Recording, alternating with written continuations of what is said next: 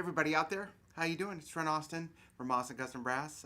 Hopefully this signal is strong enough in the back room of our shop to do this horn overview because I have some microphones here and I've done some measurements on some of these two horns. These are both horns in my collection, what I consider super horns. As you know, I just got this back from Rob Stewart recently, the old super recording.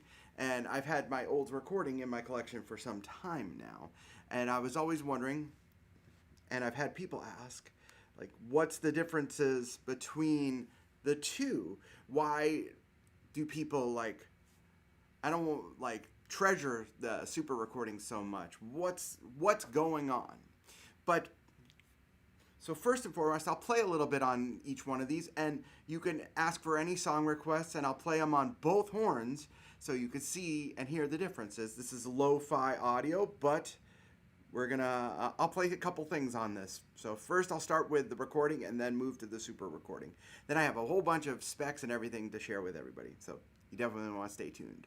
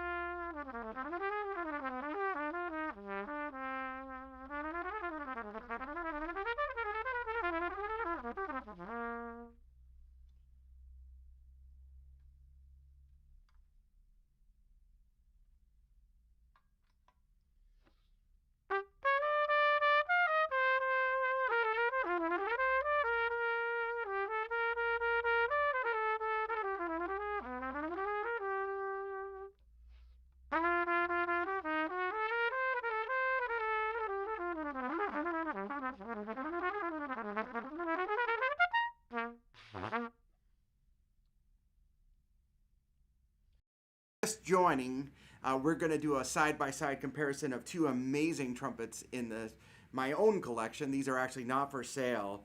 The old super recording, which I just played, and the old recording, which are great trumpets. In fact, I think of the super recording as being one of these desert island instruments. It's like the Large War Committee or something that's just like almost like a unicorn. You don't see them out in the wild that much. This one's been completely restored by Rob Stewart. And of course, if you look, he did a ridiculously good job on this restoration.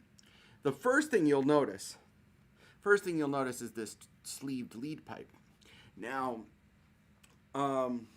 there are some bigger differences than just the sleeved lead pipe. And of course, if you want to hear a song, just let me know and I'll play them on both horns. It'll be shorter versions because I have a lot of things, but first, check this out. So we have the side-by-side of the two horns. The horn on the left is the super recording, the horn on the right is the regular recording. And I'm going to throw another one up here. So you can see the two horns. On the second picture, you can see the top of my head. I'm waving. Hello. The recording's on the top and the super recording's on the bottom. If you look at the picture, the super recording is slightly longer. I didn't actually measure the length, but it is slightly longer than the recording. I'm not really sure why, but it is. Second picture, obviously the big differences that you always ask for. I remember Clifford. It's like one of my least favorite songs. Sorry, but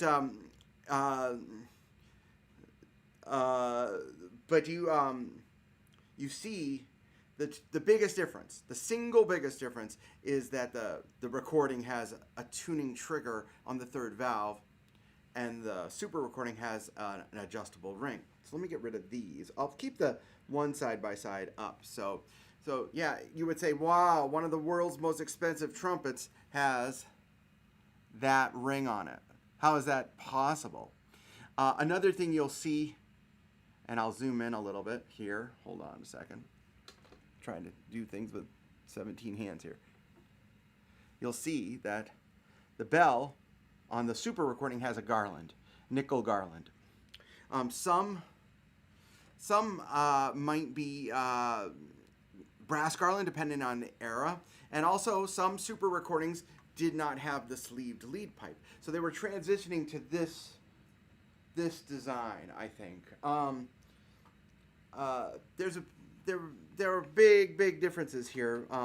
But 500 Miles High, I like that song. I can play the melody on each, so let's do that. It's a little bit of a hard thing to solo on without a rhythm section. Super recording first. Super recording first.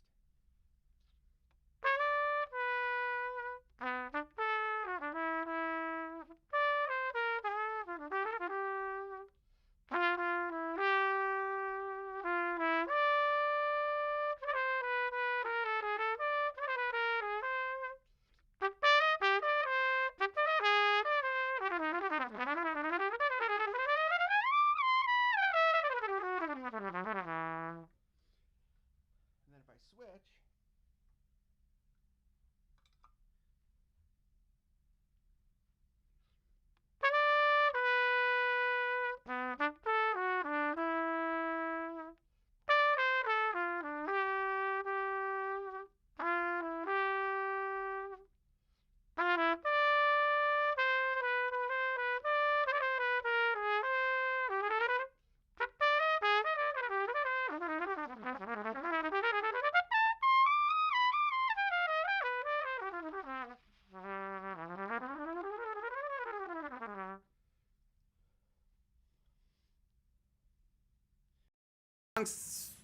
yeah, we're getting some good songs. Joy Spring, sure, no problem. I'll do that in just a second. I'll close my eyes, and I did that on one of my albums, Trumpet 102. But let me play Joy Spring. See if you can hear the differences of the two horns. They're actually more. I thought they wouldn't be too much of a difference. And I've had a few super recordings in the past.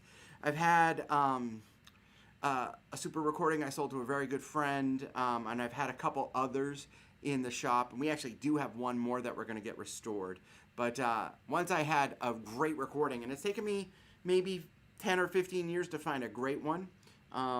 This one's really great. It's ridiculously good. And it also has tight valves. So both horns have tight valves, tight horns. They're not loose. There's nothing like, oh, well, this horn has got 100% compression. This one's got 50. So it's a very good way to transition between the two horns. Let me get rid of this garland here. And so we'll get into some specs in just a little bit, but let's play some Joy Spring. I'll start with the regular recording, and you'll always be able to tell the regular recording with the trigger. And if I'll show it to you this way too, it has a regular lead pipe. There's also a big difference in the color. This is a red brass bell and a red brass lead pipe, while this horn does not have that. There are many more differences, but there's a quick one you can just check out. So let's do Joy Spring. Let me know if the microphone is okay on the trumpet stuff.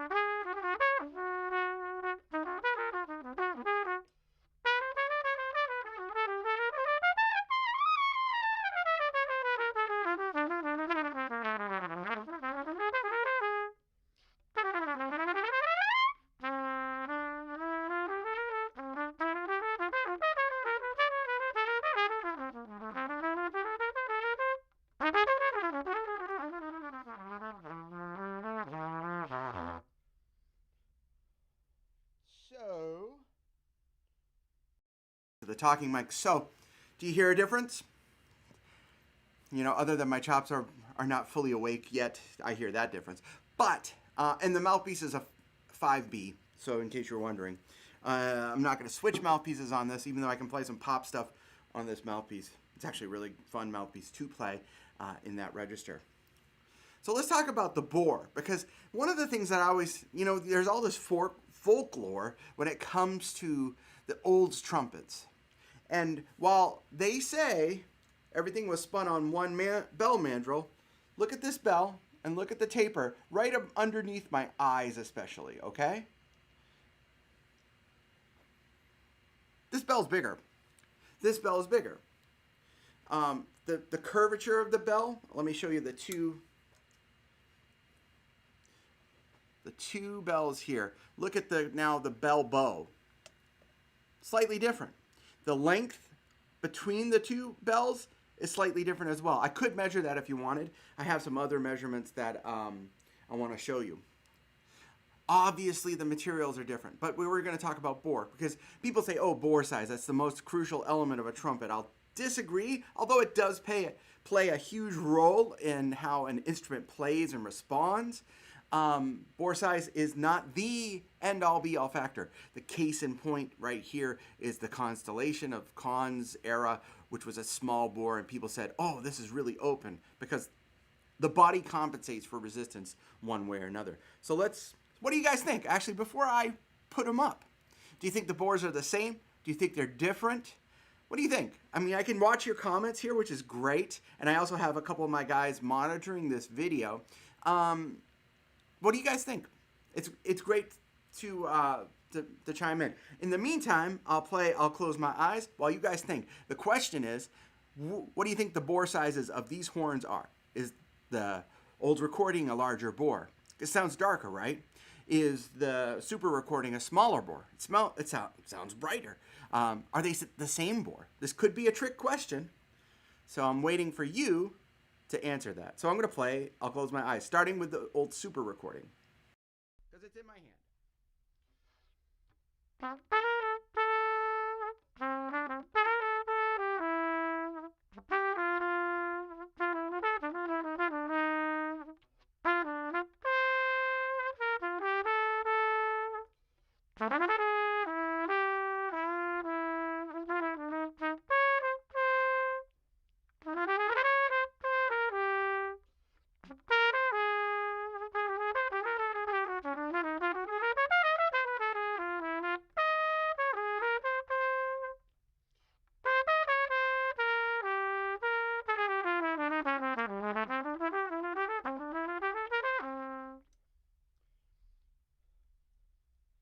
think we lost one of our feeds, but if you're on YouTube, I can't see your comments, so I'm sorry. But Josh, I think, is monitoring that one.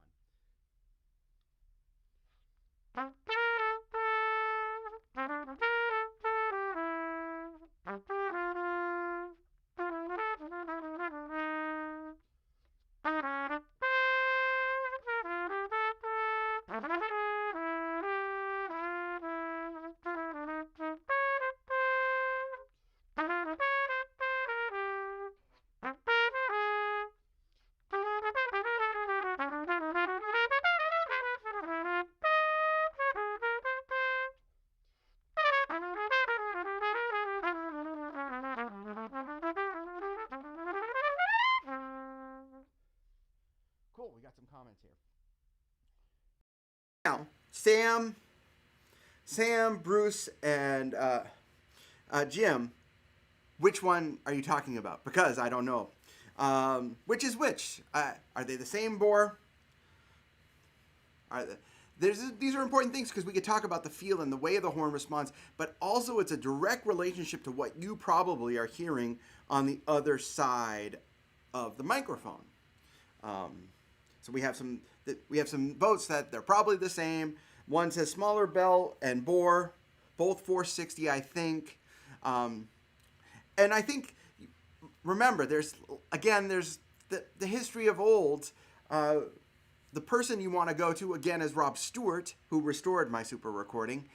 He has a wonderful history on some of the Olds instruments, but there is some mystique and confusion on this. They made everything on the same lead pipe mandrel. If they made everything on the same lead pipe mandrel, tell me why these are different. Now you can say, well, the inner lead pipes could be the same.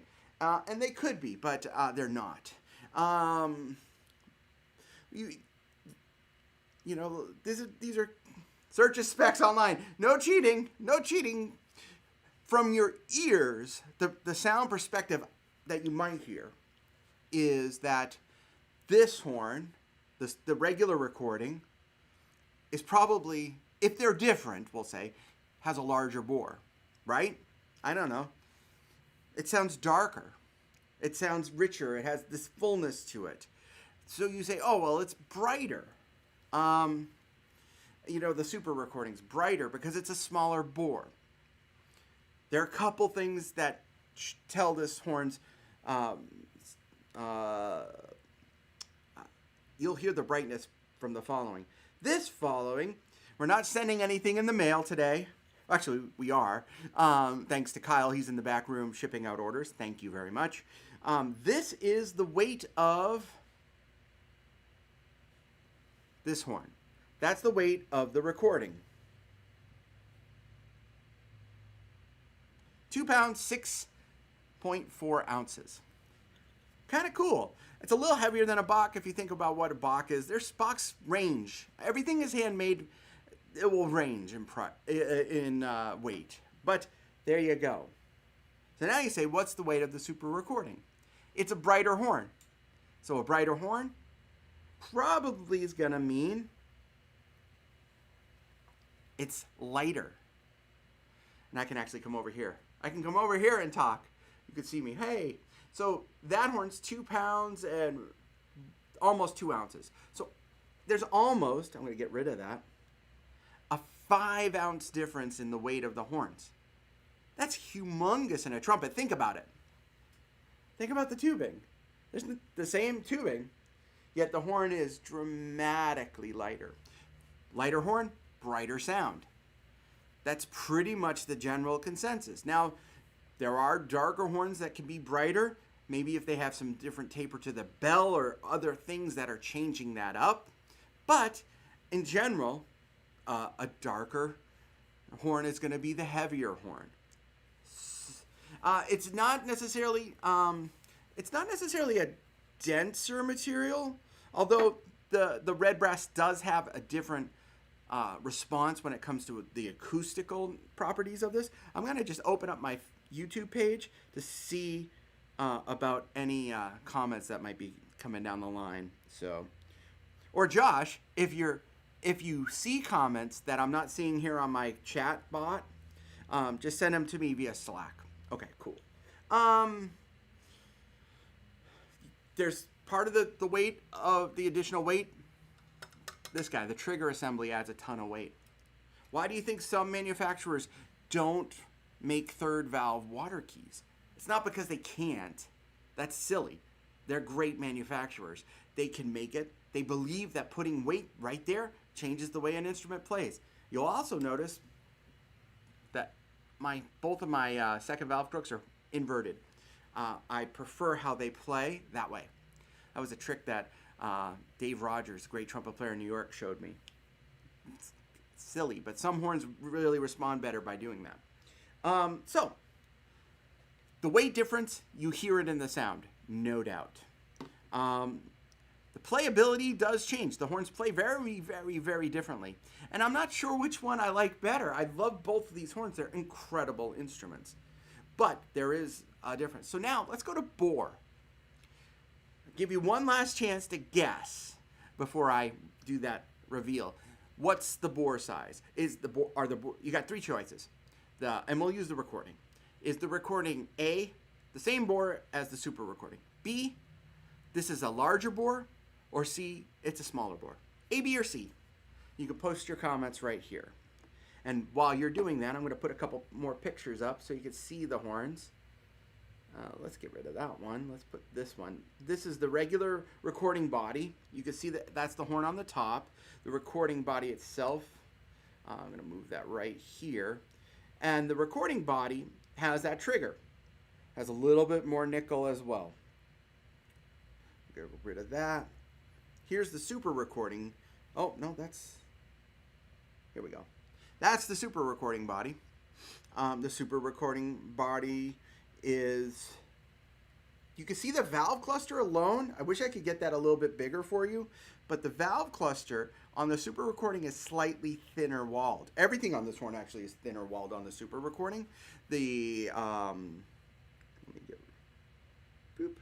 The super recording, all of the wall thicknesses, with the exception of the twin tube lead pipe, of course, are thinner. The bell is thinner gauged. There's a lot of differences. Again, we go to that point where people say bore size is the most crucial thing. It's not, because I might have tricked you a little bit here. Here's one of the bore sizes. Now, this isn't always the best way to measure bore. Ideally, you want to take plug gauges into the second piston. That will give you more information. But if you look at that picture, that's one horn. I'm not going to tell you which horn. You have to decide, and I've moved it around so you can't see it. That's one of the bore sizes. The other bore is here. So let me move this here, and let me move this here. So, dramatically different bore sizes. Totally different. Bracing isn't that different. There is some different bracing on the first and third slides, but the bell to lead pipe braces are exactly the same. The tuning slide brace is exactly the same. The water key placement is exactly the same. So that's not actually as huge of a difference. The trigger weight is huge. Super recording is larger. You win. Super recording is larger. Now, they did make some super recordings, and I'm going to have to measure the other one we have in the shop. Let me get rid of these bore things. The one of the things that I'll measure that other one and post it on the comments of both the Facebook and YouTube pages just to see. But the super recording is larger. It's about a 463 bore. Interesting. Very interesting. Because there's another one. Oh, well, Old only made horns in 460 bores. That's not true at all. They have different valve sizes, different valve cluster weights, different ways they chamfer slides. Everything affects everything. That's still the age-old adage. Doug, you win. So if you win, you can email the shop and we'll send you a ACB coffee mug. So just reach out to us, info@AustinCustomBrass. And Patrick will share that email address. So there you go. There's a few things on that you wouldn't see, and of course we don't want to forget this. We don't want to forget the garland of the bell on the super recording, which does change dramatically how the horn plays, and also the feedback response behind the horn. That leads me to the bell diameter. Same, different. Well, you kind of probably figured that out by now. The bells are different as well. The flare is different. The construction, the alloys are different, and the end diameter is slightly different. It's not a huge difference. This one is 4.72 inches. This is the regular recording. This is 4.708, so smaller. Again, that's more typical of the earlier traditional trumpets. This horn, the super recordings from early 1940s. This horn's from mid-60s. So, there is a difference in that as well, of course. But there you go. Let's play some pop, and so you can hear the difference on them. I'll play a little Michael Jackson on my 5B mouthpiece. Ooh.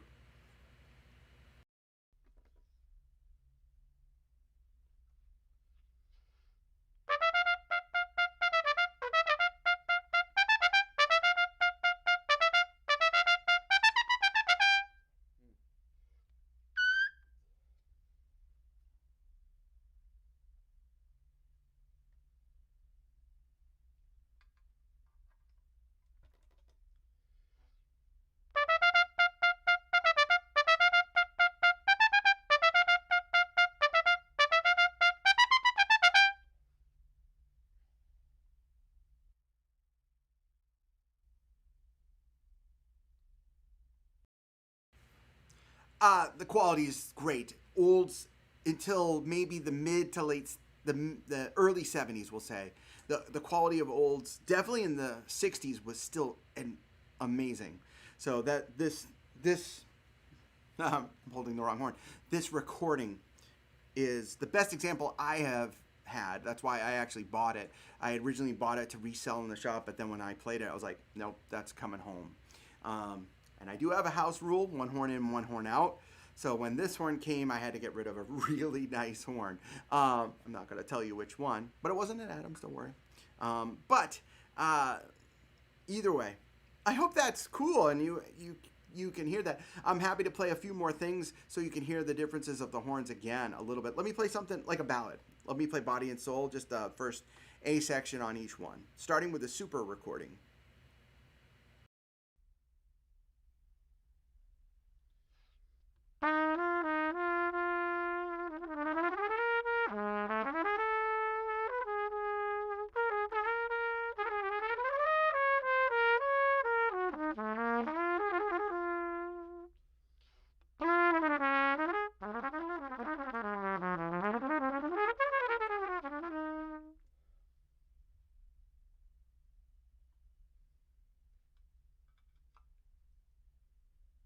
To the regular recording.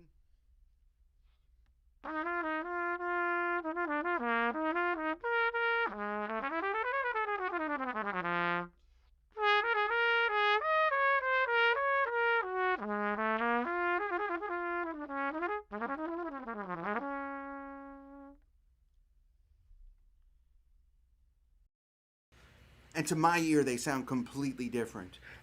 This has a lot more cream in the sound, but this has the super recording has a beautiful color into the sound, and you don't really miss that with this horn. What I like is that the fact that super recording, it's just so much easier to play, although be it a larger bore. That's not always the case. Again, don't obsess about bore size. That's a huge point today to anybody who's watching. When we work trade shows, the first thing that someone says is, I want to play a big bore trumpet. Almost always I pick a medium bore or a small bore and give it to them. And they go, oh, that's great. What else do you have? Because we, as players, perceive resistance almost the exact opposite of what it actually is. So in other words, a large horn feels tight at times because our body's compensating for that openness. A small bore feels wide open because the body can now relax and get into the feel and sound of the instrument.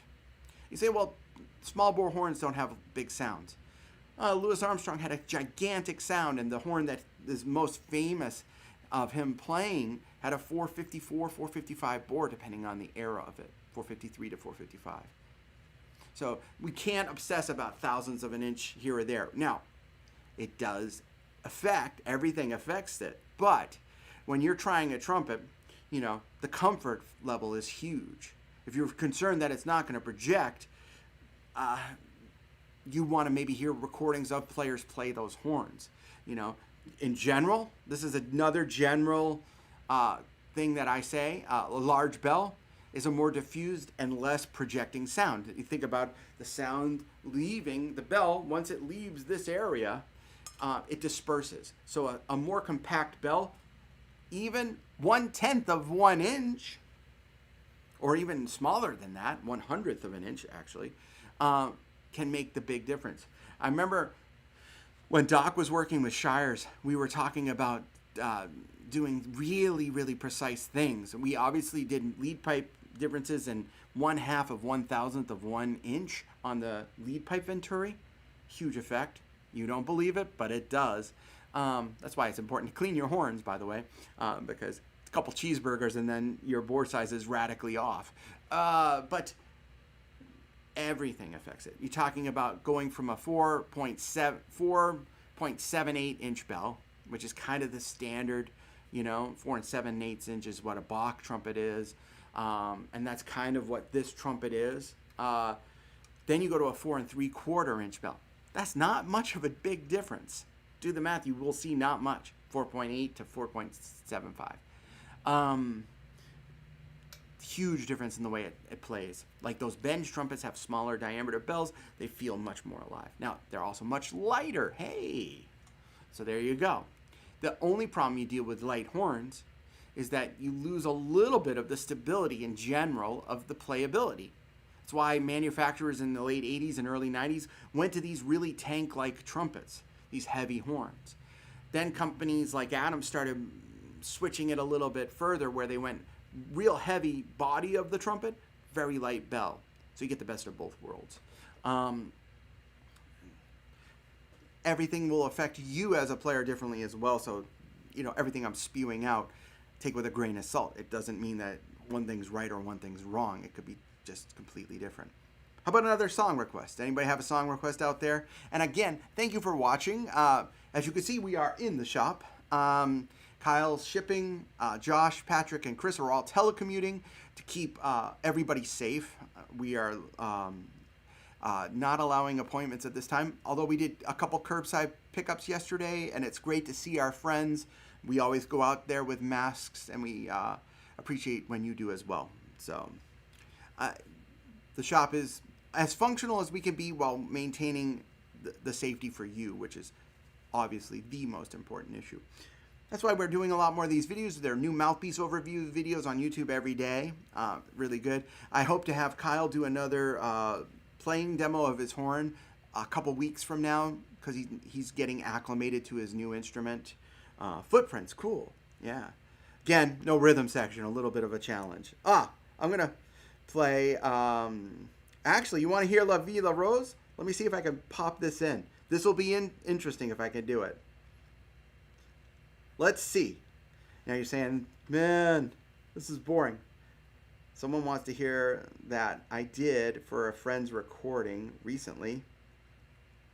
Let's see. Here you go. Hold on.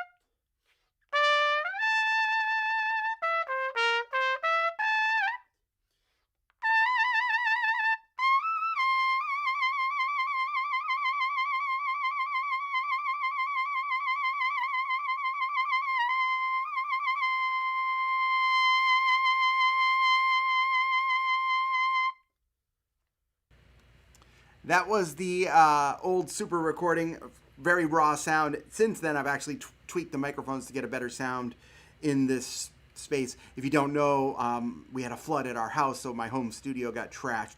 So we're sort of in the process of putting that good technique, good microphone technique, we'll say, and better acoustical treatments to this room. Anyways, but I had that on my desktop, so I thought I'd cop out and do that on the Super recording. I wish I could do that with every song request. That would be so much easier. But someone wanted There'll Never Be Another You. And I'll start with the regular recording because it's in my hand.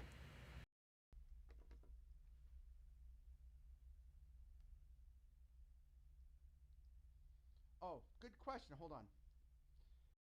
You're a supporter of our shop. There's no need to worry about helping me donate. That's what, as they say in the Midwest, insurance is for. It's going to cost us an arm and a leg. But the more everybody supports our shop, the less it hurts us financially. So, and I might have to sell another horn. So be it. But you're not getting these. Terrible. All right, hold on. There'll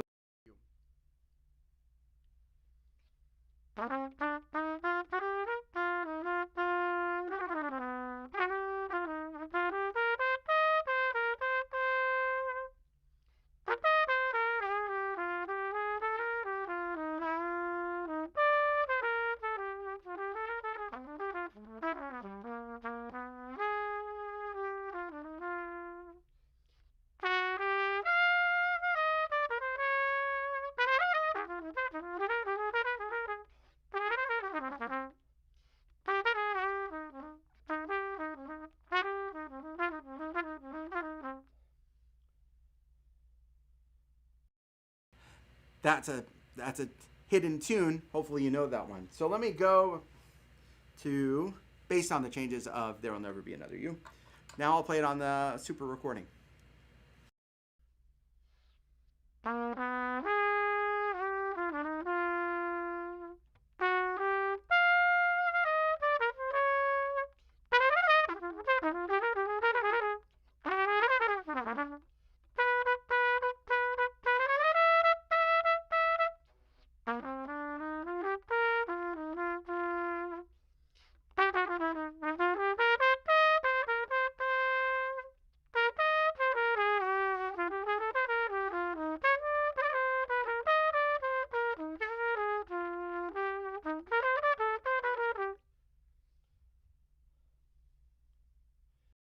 I quote Woody Shaw on "There'll Never Be Another You." So, but there you go. It's an interesting thing. Tour through these two horns, which are both fantastic instruments, and they have two of the three same names: Old's recording, Old super recording. Yet I feel like they're pretty different instruments. Besides the initial look, you look at them from a distance, they look exactly the same. Then you start peeling layers of the onion, and you see so many differences, which are cool. But again, thanks for watching. I've got to get back to work, but it was fun to do this. And if you have any further questions about these horns, you can post them on our Facebook page. If you are interested in getting one of these, we always have a wish list for people who are looking. We buy so many horns that often they come in and they don't actually go out to the public on our web store. We have a list of people looking for set horns, like large bore committees or Martin Handcraft Imperials, those things. We have a list. So you can email us and we'll put you on that list. In the meantime, happy shedding. Hope you all have an awesome day. I can't wait to get off of work so I can practice more on these two great trumpets. Well, three, because I've got my Adams A1 right there. So very spoiled. But thanks again for your great support of the shop. If you need us, we're here for you. So you guys have an awesome day. Ciao.